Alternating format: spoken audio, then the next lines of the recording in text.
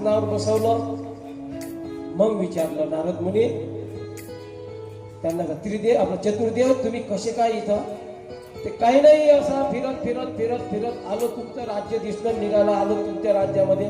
बरं चांगलं झालं, चांगलं झालं. शिलनिधी नावाचा राजा म्हणतो चांगलं झालं. तर मग राजाला म्हणतो, राजे साहेब तुमची काय इच्छा आहे? ते थोडे नर्वस होते. म्हणे माझी इच्छा आहे, म्हणे माझी मुलगी वर झाली, माझ्या मुलीला वर पाहिजे. मग आता ना असं आपण इकडेच बघितलं पहिले. कारण ते त्याच्यासाठी, कारण त्रिदेवाला 3 पत्न्या होत्या. त्रिदेवाला 3 पत्न्या होत्या. ब्रह्मा विष्णू महेशजीला तिघांना 3 पत्न्या. हा चतुर्देव झालो म्हणे मी. मग मलाही पत्नी पाहिजे म्हणे, मला पण पत्नी पाहिजे. तर माझी मुलगी उपर झाली तर विवाह करायचा.